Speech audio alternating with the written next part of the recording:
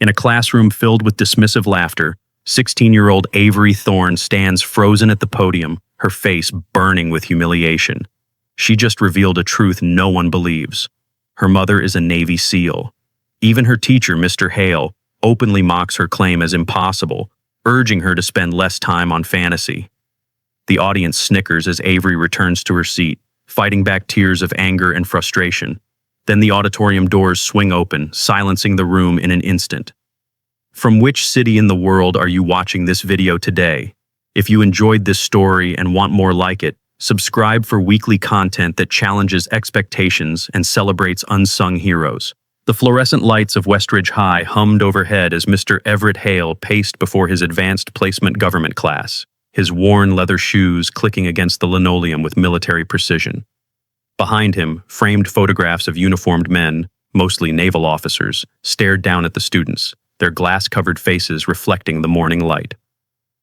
Your Veterans Day Assembly presentations will focus on American heroes in uniform, Mr. Hale announced, adjusting his tie with one hand while distributing assignment sheets with the other.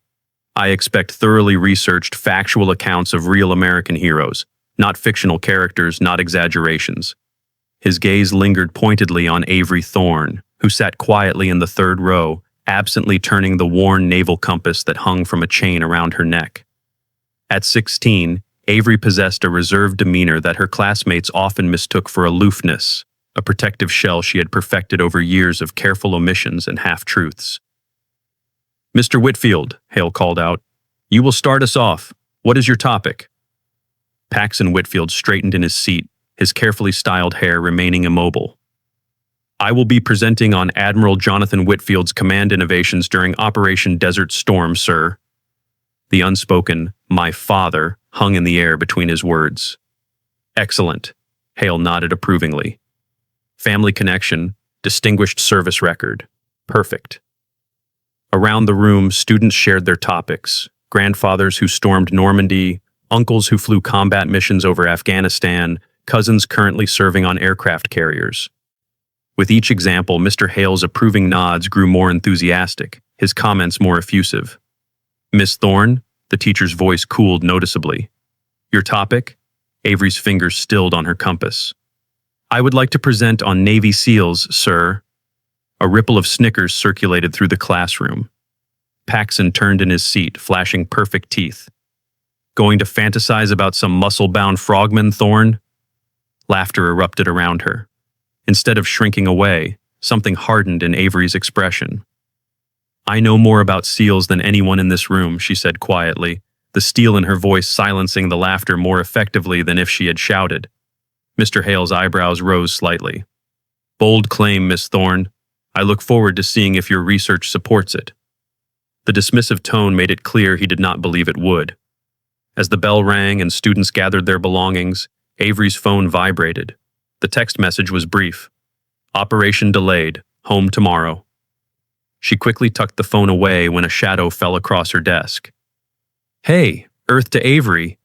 Zephyr Calloway leaned against the neighboring desk, his relaxed posture a stark contrast to the rigid bearing of most of their classmates. "Want to hit the library? I could use some help with the research portion." Avery managed a small smile. Zephyr was one of the few students who treated her with genuine kindness rather than the wary distance most maintained. "Maybe tomorrow? I need to get home."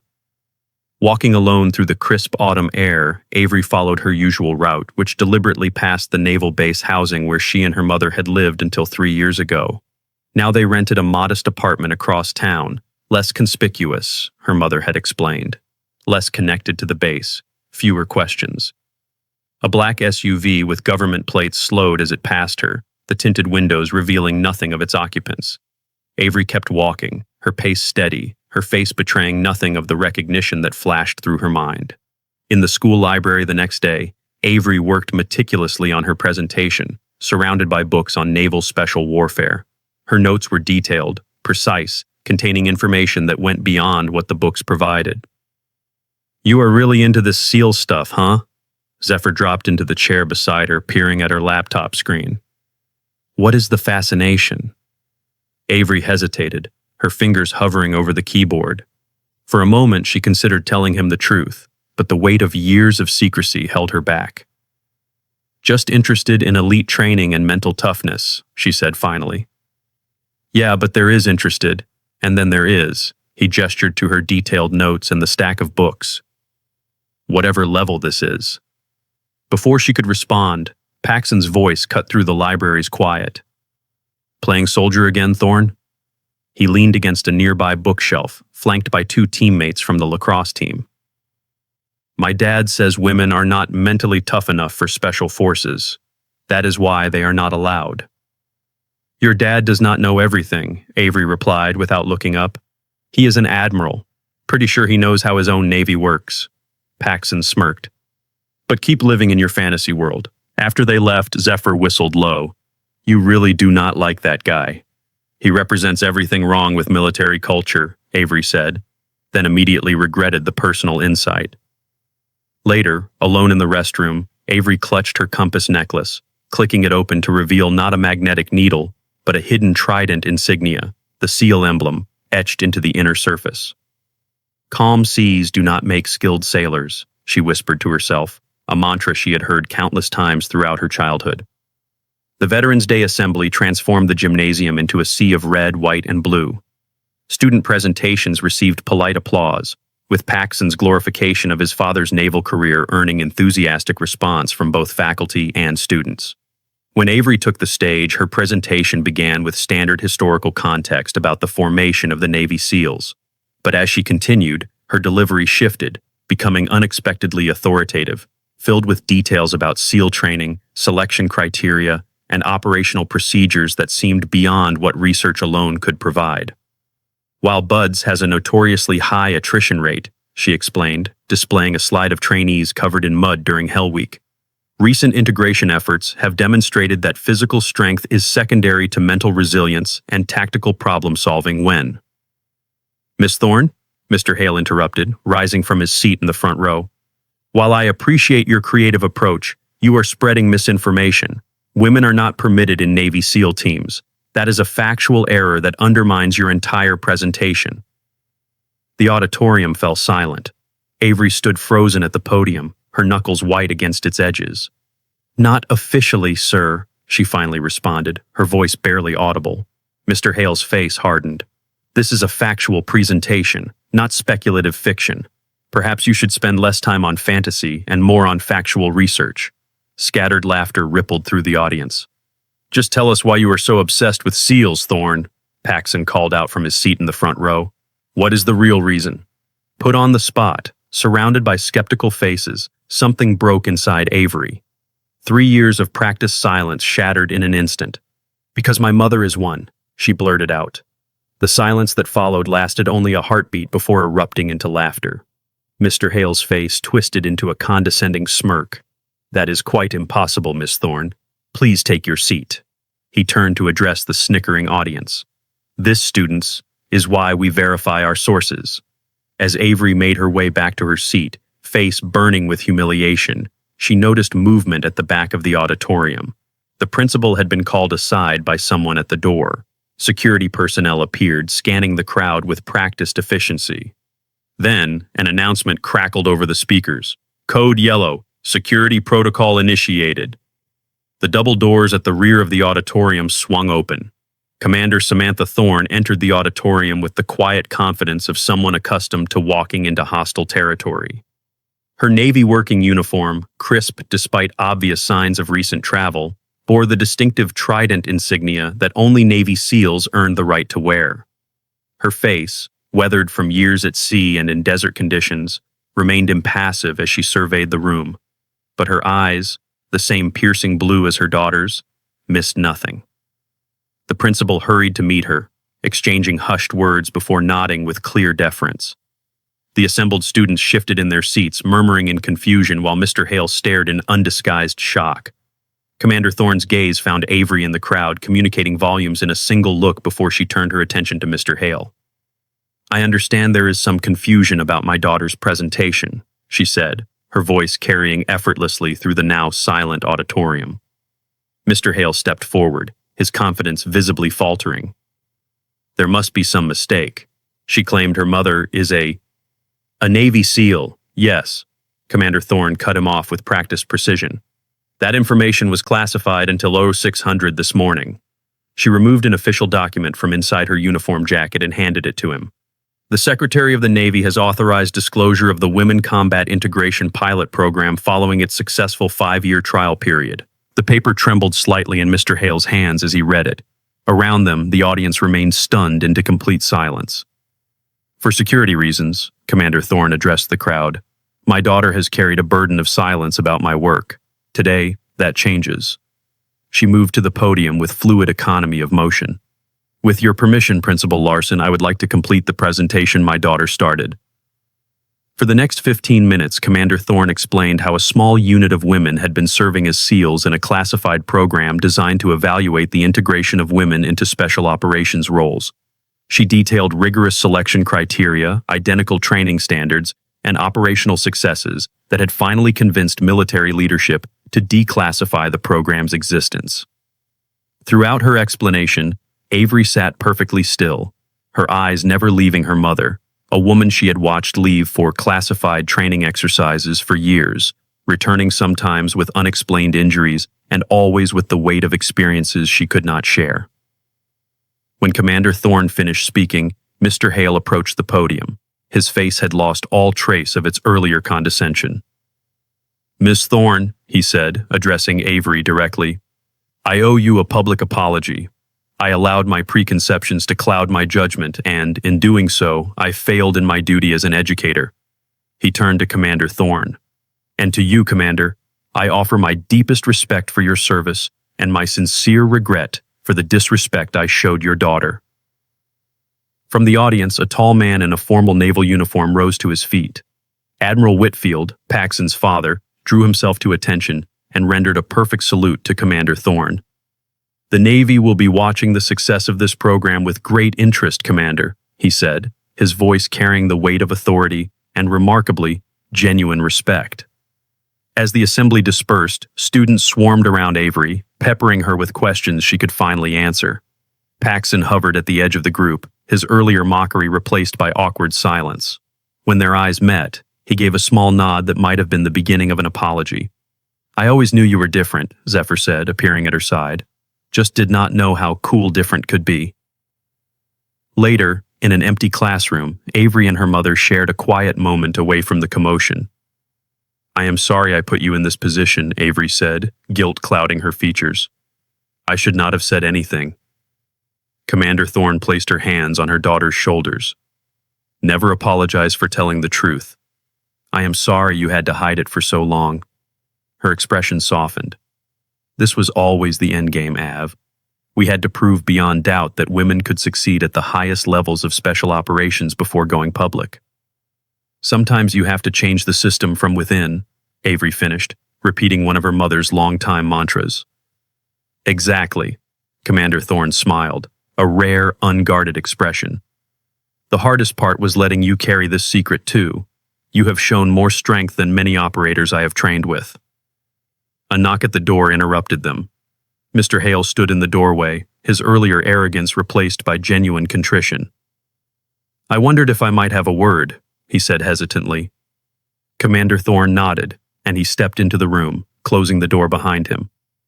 I wanted to explain, not to excuse my behavior, he began. I applied to the Naval Academy twice, was rejected both times. He stared at his hands. I have spent 20 years teaching about military service without ever serving, building my identity around expertise in something I failed to achieve. He looked up, meeting Commander Thorne's steady gaze. It made me bitter, and your daughter paid the price for that bitterness. We all have our crucibles, Mr. Hale, Commander Thorne replied. It is what we learn from them that matters. Before he could respond, a commotion in the hallway drew their attention. Through the classroom window, they could see a news crew setting up in the main foyer. That was quick, Commander Thorne remarked. The secretary warned me there would be significant media interest. She turned to her daughter. Ready for what comes next? Our lives are about to change in ways we cannot predict. Avery straightened her shoulders, a mirror image of her mother's posture. I was born ready. The next morning, Avery arrived at school to find herself the center of unwanted attention. Students who had never spoken to her now greeted her by name. Teachers who had previously overlooked her contributions suddenly called on her first in discussions. "Overnight celebrity status," Zephyr commented as they walked to government class. "How does it feel?" "Weird," Avery admitted. "All those years of keeping secrets, and now everyone wants to know everything."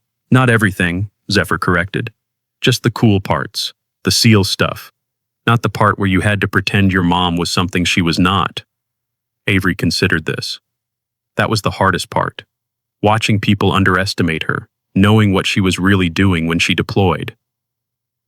When they entered Mr. Hale's classroom, the usual buzz of conversation died down. The teacher himself stood at his desk, replacing the framed military photographs with new ones. Among them, Avery noticed with surprise, was a photo of a mixed-gender special operations team in desert camouflage, their faces obscured but their unit patches visible. "Miss Thorne," Mr. Hale acknowledged her with a nod that contained equal parts respect and lingering embarrassment. "I have adjusted our curriculum somewhat. I hope you will not mind if I occasionally call upon your expertise." During class, Paxson was uncharacteristically subdued. When the bell rang, he approached Avery's desk with visible discomfort. "My father wants to speak with you and your mother," he said stiffly. "He is hosting a dinner for naval officers this weekend at our house. He extends his invitation to both of you." Avery studied him, searching for the mockery she had come to expect. Finding none, she nodded. "I will ask her." As Paxson walked away, Zephyr let out a low whistle. "Admiral Whitfield inviting you to his inner circle. The world really has turned upside down." That afternoon, Commander Thorne picked Avery up from school, an unprecedented event that drew stares from students and faculty alike. In the car, Avery related Paxson's invitation. "Admiral Whitfield," her mother mused, "we have crossed paths before, though he would not have known who I was then." She glanced at Avery. "What do you think? Do you want to go?" Avery considered the question. "Is this about reconciliation or recruitment?" Commander Thorne smiled. "Perceptive, probably both. The program is public now, which means we need to start bringing more women into the pipeline. High-ranking officers like Whitfield can either be powerful allies or significant obstacles." "Then we should go," Avery decided, even if his son is insufferable. The Whitfield estate sprawled across prime waterfront property, its manicured lawns sloping down to a private dock where a sleek yacht bobbed in the gentle waves. The house itself was an imposing colonial structure with white columns and expansive windows that gleamed in the evening light. Commander Thorne, dressed in her formal dinner uniform, stood straight-backed as the butler admitted them. Avery, in a simple dark dress, felt acutely aware of the compass necklace resting against her collarbone, its weight a familiar comfort in unfamiliar territory. Admiral Whitfield greeted them in the foyer, his bearing every bit as formal as Commander Thorne's despite the civilian attire. "Commander, Miss Thorne, welcome to our home." He extended his hand first to Commander Thorne, then to Avery. "I believe you know my son, Paxson." Paxson stood slightly behind his father, his usual confidence diminished in the presence of both parents. "Avery," he acknowledged with a nod that seemed to contain an unspoken apology. The dinner party consisted mostly of naval officers and their spouses, with a sprinkling of local politicians and defense contractors. Avery found herself seated between a lieutenant commander who specialized in intelligence and a congressman's wife who seemed determined to matchmake between Avery and her absent son. "How fascinating it must be," the woman gushed, "to have such a groundbreaking mother. Tell me, has she always been such a, trailblazer?" Avery considered her response carefully. "My mother has always believed capability matters more than category." Across the table, Commander Thorne was engaged in what appeared to be an intense but civil discussion with Admiral Whitfield and a female captain from Naval Special Warfare Command. "The standards cannot change," the Admiral was saying. "That is non-negotiable." "I have never suggested they should," Commander Thorne replied evenly. "What needs to change is the assumption that women cannot meet them." The captain nodded. "The data from your unit is compelling, Commander. 5 years of operational deployments with effectiveness ratings that match or exceed established teams. The question now," Admiral Whitfield said, lowering his voice, "is whether your team was exceptional or replicable. Can we find enough women who can meet the standards to make integration viable on a larger scale? Commander Thorne's gaze briefly met Avery's across the table. The women are already out there, Admiral. They have simply been told for too long that certain doors are closed to them. After dinner, the guests dispersed to various parts of the house and grounds. Avery found herself on the terrace overlooking the water, the evening air cool against her skin. Pretty impressive view, right? Paxson appeared beside her, 2 glasses of sparkling water in hand. He offered one to her with uncharacteristic humility. Avery accepted the glass warily. Thanks. I owe you an apology, Paxson said abruptly. My father made that extremely clear, but I already knew it. I was a jerk. Yes, you were, Avery agreed, taking a sip of her water. The thing is, Paxson continued, I have spent my whole life hearing about what it means to be a Whitfield. Excellence, leadership, service, the family legacy. It never occurred to me that someone like you, with no military connection that anyone could see, would have more genuine connection to service than you do, Avery finished for him. Paxson winced but nodded. Something like that. My mother does not serve for recognition or legacy, Avery said. She serves because she believes in protecting people who cannot protect themselves. The uniform, the rank, the status, none of that matters to her. That is what my father said about her, Paxson admitted. After he met with her commanders yesterday, he said she is the real deal. High praise, coming from him. They stood in silence for a moment, watching the moonlight play across the water. Is it hard? Paxson asked finally. Being her daughter? Avery considered the question. Not because of who she is, because of who everyone else expected her to be. Inside the house, the adults had moved to the library for coffee. Through the window, Avery could see her mother engaged in animated conversation with several officers, her hands sketching shapes in the air as she explained something tactical. She is different than I expected, Paxson observed, following Avery's gaze. People usually are, Avery replied, when you actually get to know them. The evening ended with unexpected cordiality. As they prepared to leave, Admiral Whitfield addressed Commander Thorne formally. The Secretary has asked me to oversee the expansion of the integration program, he said. I would like you to serve as the training director. Your experience is unmatched, and your perspective is essential. Commander Thorne's expression revealed nothing, but Avery recognized the slight straightening of her posture that indicated interest. I would need to review the full scope of the assignment, Admiral. Of course, the details will be delivered to your office on Monday. He extended his hand. I look forward to your decision, Commander. In the car heading home, Avery broke the companionable silence. Are you going to take it? Commander Thorne kept her eyes on the road. What do you think I should do? You always say change happens from within, Avery replied. This would put you in position to shape how women are integrated into special operations going forward. It would also mean more time stateside, her mother pointed out. Less operational deployment. Is that a bad thing? Commander Thorne glanced at her. I have missed a lot of your life, Av. Deployments, school events, ordinary days. Taking this position would mean being home more consistently during your last years of high school. You never complained about the sacrifices, Avery said quietly. Neither did you, her mother replied. But perhaps we both should have.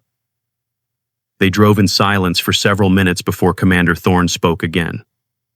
There is another factor to consider. The program is public now, which means my identity is no longer classified. If I take this position, the scrutiny will increase, not just on me, but on you as well. I can handle scrutiny, Avery said with a confidence that surprised even her. I have been handling secrets my whole life. The truth seems easier somehow. Commander Thorne smiled. When did you get so wise? I had a good teacher, Avery replied. The next day at school, Mr. Hale asked Avery to stay after class. When the other students had filed out, he handed her a document. I have been revising the curriculum for next semester, he said. I would appreciate your input on this section regarding the evolution of Special Operations Forces. Avery scanned the document, noting with surprise that it included substantial material on women in combat roles throughout history, culminating with the recent declassification of the female SEAL program. This is thorough, she said, genuinely impressed. I have been doing actual research, Mr. Hale replied with a self-deprecating smile. Something I should have done before dismissing your presentation. He hesitated. I am particularly interested in your thoughts on this guest speaker series I am proposing." Avery read the list of proposed speakers, which included veterans from various eras and branches, both men and women. At the bottom of the list was Commander Samantha Thorne, with a question mark beside her name. "You want my mother to speak to the class?" Avery asked, surprised. "If she would be willing," Mr. Hale said. "Her perspective would be invaluable. But I understand if that would be uncomfortable for you, having your mother in class." Avery thought about the years of hiding, of deflection and half-truths, of watching her mother leave for missions she could not discuss, returning with experiences she could not share, of carrying the weight of a classified truth while enduring the dismissive assumptions of those around her. "I think it would be good," she said finally. "For the class and for her. The truth should not have to hide in plain sight." 1 month later, Avery stood at the back of a crowded hall on the naval base, watching her mother address a group of young women in naval uniforms. The compass necklace hung openly around her neck now, the Trident insignia visible for anyone to see. "The standards have not changed," Commander Thorne was saying, her voice firm but encouraging. "What has changed is the recognition that those standards are not about physical size or gender. They are about heart, mind, and the unbreakable will to complete the mission." The young sailors listened with rapt attention.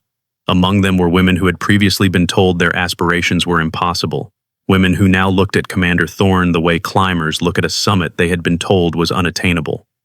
"Someone has become a celebrity," Zephyr commented, appearing beside Avery with 2 cups of coffee. He handed her one. "Though you are not doing too badly yourself in the fame department." It was true. The revelation of the Women Combat Integration Program had made headlines worldwide. Commander Thorne had been designated as the public face of the initiative, and by extension, Avery had found herself thrust into a spotlight she had never sought. "Fame was never the point," Avery replied, accepting the coffee gratefully. "No," Zephyr agreed, "but change was, and that is happening." He gestured toward a group of younger teens who sat in the back row of the presentation, girls mostly, with expressions of fierce determination. "My sister is in that group. She is 14 and suddenly talking about buds training instead of ballet. Your mom did that."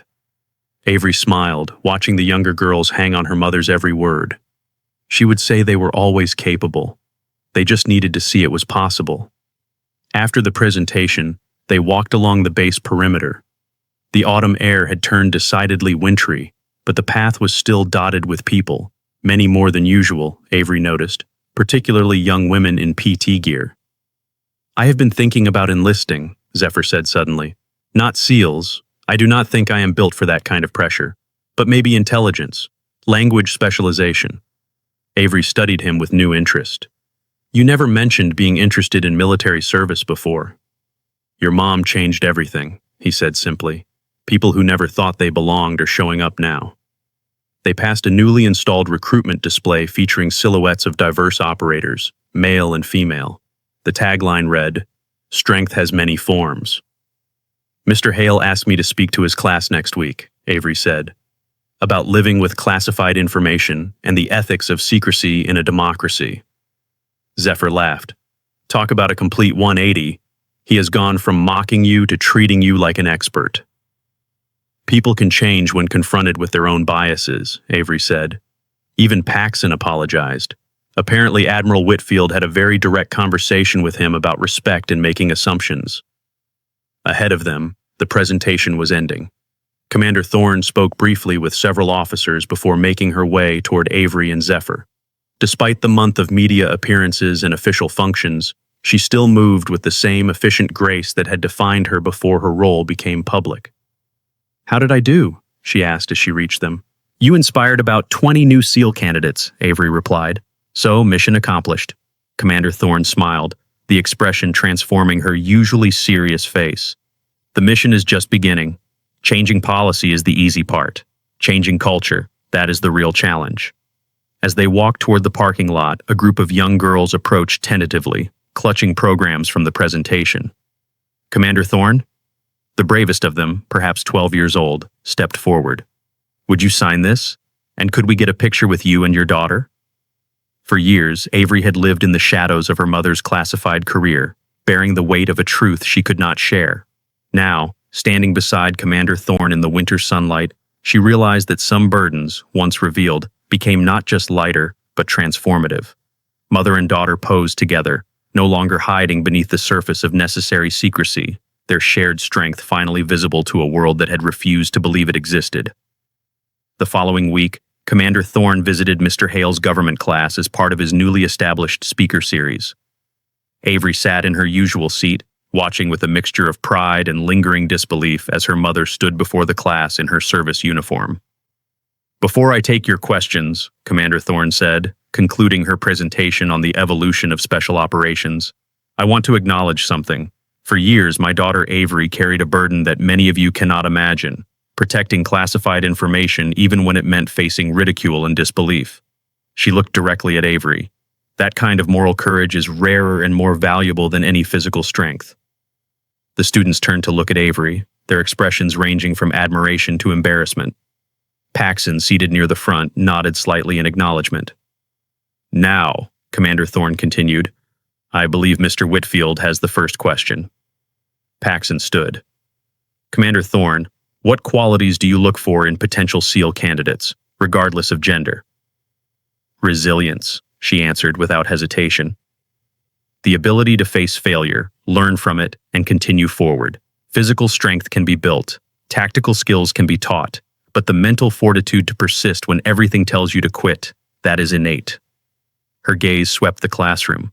"Many of you have that quality without realizing it. You face challenges every day that test your resolve. The question is not whether you fail, everyone fails. The question is what you do next."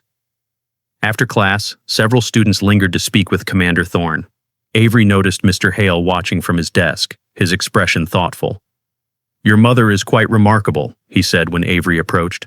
"But then, I suspect you have always known that." "I have," Avery agreed. "What I did not know was how many other people would recognize it once they could see past their preconceptions." Mr. Hale nodded, acknowledging the gentle rebuke. "I deserve that, and probably more." He glanced at the students still gathered around Commander Thorne. "She has changed how they see themselves, not just how they see her. That is a profound gift." As winter deepened, Avery settled into a new normal. The initial media frenzy had subsided, though her mother still regularly appeared in news segments about military integration. At school, Avery's status had evolved from outcast to reluctant role model, particularly for younger girls who now approached her for advice about military careers. Commander Thorne had accepted Admiral Whitfield's offer to direct the expanded integration program, a position that kept her stateside and allowed her to be home most evenings. For the first time in years, they established routines that did not revolve around deployment schedules and classified operations. "Is it strange?" Avery asked one evening as they prepared dinner together. "Not being in the field?" Commander Thorne considered the question as she chopped vegetables with practiced precision. "Different, not strange. I spent 15 years in operational roles. This is a new mission, with different objectives but equal importance." "Do you miss it?" Avery pressed. "The action?" Her mother's hand stilled momentarily. "Sometimes. There is a clarity to those situations that is difficult to find elsewhere, but I do not miss what it cost." She looked at Avery. "Especially what it cost you." "I never resented it," Avery said. "I know. That made it harder in some ways." Commander Thorne resumed chopping. "You never complained, never asked for what you deserved, a mother who could be present, who could share her experiences with you." "We are making up for that now," Avery said. "And what you were doing, it mattered." "So does this," her mother replied. "Different battlefield, same war." In February, Avery received her acceptance letter to the Naval Academy. She had applied without telling anyone except Zephyr, uncertain whether she wanted to follow in her mother's footsteps or forge her own path. "You do not have to decide now," Commander Thorne said when Avery showed her the letter. "You have options." "What would you advise?" Avery asked. "As my commanding officer, not my mother." Commander Thorne smiled at the distinction. "As your commanding officer, I would say you have the potential to excel in whatever path you choose. As your mother," her voice softened, "I want you to choose what calls to you, not what you think you should do because of me." Avery nodded, tucking the letter back into its envelope. I have time to decide. Spring brought an unexpected invitation. The Secretary of the Navy was hosting a gala celebrating women in naval service, and both Thorns were invited as honored guests. "Do we have to go?" Avery groaned when the invitation arrived. "I hate formal events." "So do I," Commander Thorn admitted. "But visibility matters. The women coming after us need to see that they belong in those rooms too." The night of the gala, Avery stood before the mirror in her bedroom, adjusting the navy blue dress she had chosen for its simplicity and comfort. The compass necklace rested against her collarbone, its weight familiar and grounding. A knock at her door preceded her mother's entrance. Commander Thorn wore her formal dinner dress uniform, the rows of ribbons and medals testament to a career of distinguished service. "You look beautiful," her mother said, and slightly terrified. Avery laughed. "Is it that obvious?" "Only to someone who knows what to look for." Commander Thorn crossed the room to stand beside her. "Remember, you have earned your place in that room as much as anyone, more than most." "By being your daughter?" "By being who you are," her mother corrected. "Someone who stood by the truth even when no one believed it. Someone who carried a burden without complaint because it served a greater purpose. Those qualities define you, Avery, not your relationship to me." At the gala, they were immediately separated by well-wishers and officials eager to speak with Commander Thorn. Avery found herself at the periphery of the crowd, observing the interactions with a mixture of pride and detachment. "Not one for the spotlight either, I see," a voice said beside her. Avery turned to find a woman in her 30s, wearing a simple evening gown rather than a uniform. "Kira Jensen," the woman introduced herself. "My wife is Commander Ellis, one of your mother's teammates." "Avery Thorn," Avery replied, though it was clearly unnecessary. "And no, I prefer to observe." "Same here. We are the ones who keep the home fires burning while they save the world." Kira's tone was light, but her eyes held understanding. "It is a strange club to belong to, is not it? Loving someone whose service requires sacrifice from you too." Avery had never thought of it quite that way, but the description resonated. "Yes, it is." "It gets easier," Kira said, "now that we do not have to pretend they are doing something else. The secrecy was the hardest part." Across the room, Commander Thorn was speaking with a group that included several high-ranking officers and at least one senator. She stood with quiet confidence, her posture perfect but not rigid, commanding respect without demanding it. "She is making history, you know," Kira said, following Avery's gaze. "They all are. My daughter wants to follow in her mother's footsteps because of women like your mom. 5 years ago, I would have discouraged her. Now," she shrugged, "who am I to tell her what is impossible?" Later, as they drove home from the gala, Avery broke the comfortable silence. "I have decided to accept the Naval Academy appointment." Commander Thorn kept her eyes on the road, but Avery saw her hands tighten slightly on the steering wheel. "Are you sure that is what you want?" "I am," Avery said with quiet certainty. "Not because it is what you did, but because I want to be part of what comes next.